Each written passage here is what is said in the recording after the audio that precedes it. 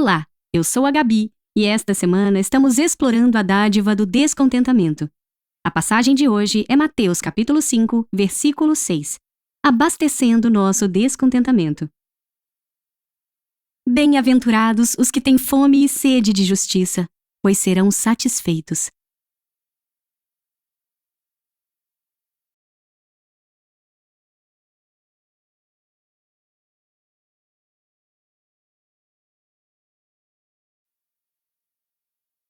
Vamos nos aprofundar na palavra? O que realmente alimenta o desejo de contentamento de sua alma? Somos desenhados para desejar, e as Escrituras podem nos ajudar a saber quais desejos devemos seguir. Se um carro pudesse ficar satisfeito, o que é que ele estaria desejando? Pode parecer uma pergunta boba, mas pense nela por um momento. Pense em um carro que você gosta. O que ele desejaria? Talvez duas coisas: combustível e um motorista. Qualquer carro sem motorista está sem utilidade, e qualquer carro sem combustível está impossibilitado de ser usado. Sem qualquer um deles, um carro não pode fazer o que foi feito para fazer, não pode cumprir seu propósito. Agora, se um ser humano pudesse sentir descontentamento, o que ele desejaria?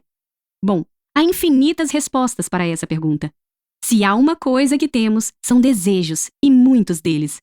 Temos desejos e anseios de todo tipo, mas assim como um carro, podemos nos encher de todo tipo de coisa que não nos leva a lugar algum. Então, quais desejos são essenciais? Às quais devemos dar ouvidos? Qual descontentamento nos direciona para cumprir o nosso propósito para o qual fomos criados? Diferentemente de um carro, nossas necessidades se tornaram muito mais confusas. Buscamos combustível e satisfação em todo tipo de coisa, e ninguém tem certeza de qual combustível realmente nos alavanca.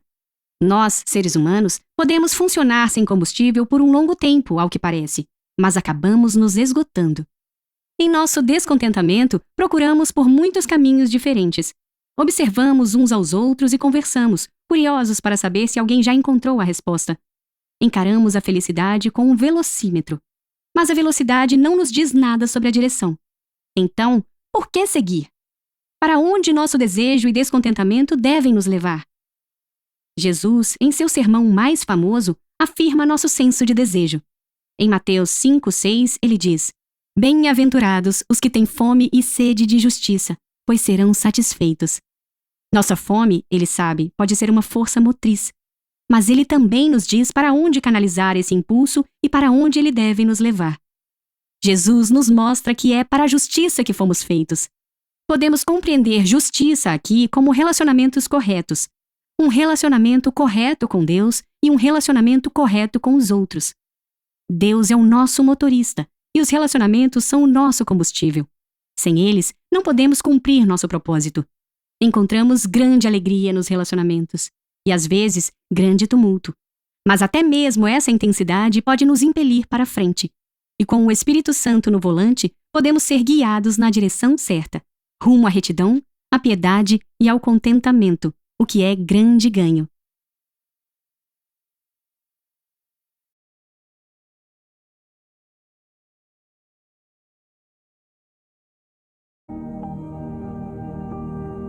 Reflita e ore comigo.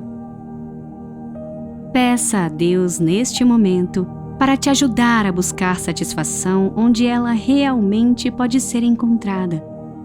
Que você desista de buscar a alegria e realização nas coisas deste mundo e tenha um coração redimido e em sintonia com o reino de Deus.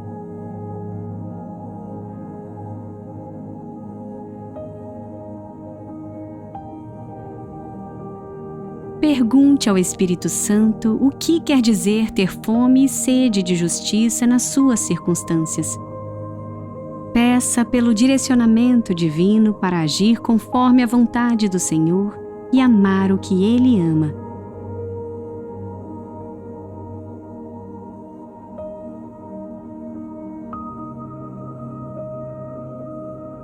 Você conhece alguém que tem procurado satisfação nos prazeres e realizações deste mundo e constantemente se sentido vazio por isso?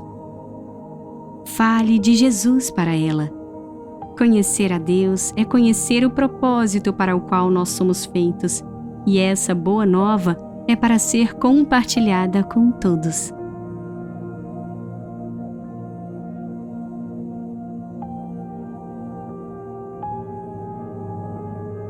Vamos orar. Senhor Deus, obrigada por ser o combustível que me impulsiona para a frente. Guia-me em direção a relacionamentos corretos contigo e com os outros. Permita que meu desejo por tua presença me leve à retidão e à piedade que trarão satisfação verdadeira para o meu coração.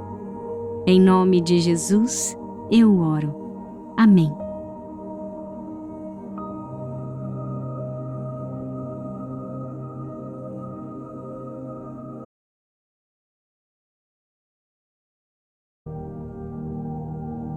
Olá, seja bem-vindo ao Caminho pela Bíblia de hoje.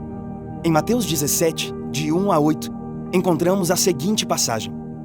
Jesus tomou consigo Pedro, Tiago e João, irmão de Tiago, e os levou em particular a um alto monte. Ali ele foi transfigurado diante deles. Sua face brilhou como o sol, e suas roupas se tornaram brancas como a luz.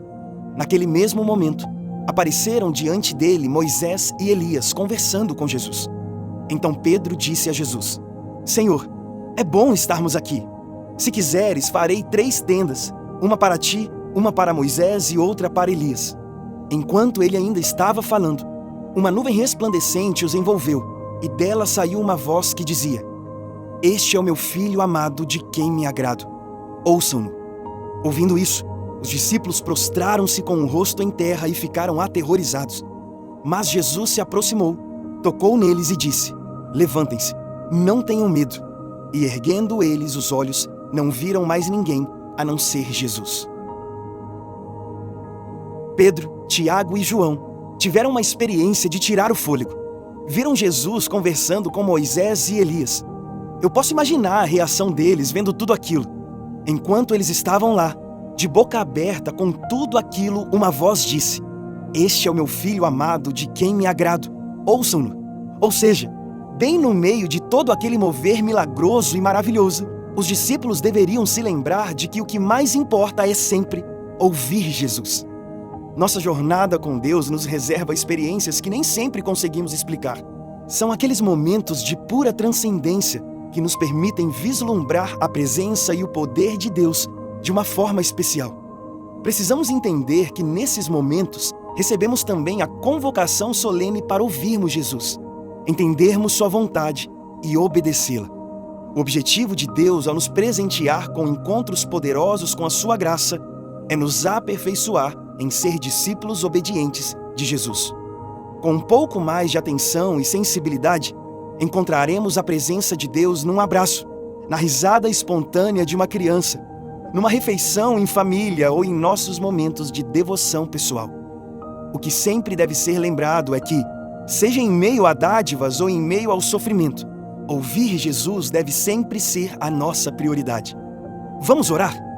Senhor, que o Espírito Santo haja em mim de forma a deixar-me cada vez mais atento ao amoroso falar do Filho de Deus.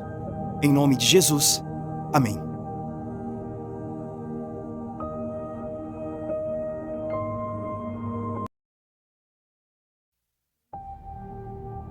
Olá, eu sou Isa Ribeiro. Seja bem-vindo ao nosso especial do Posicionadas aqui no Glorify. Na leitura de hoje, vimos a atuação de Jesus em seu ministério terreno.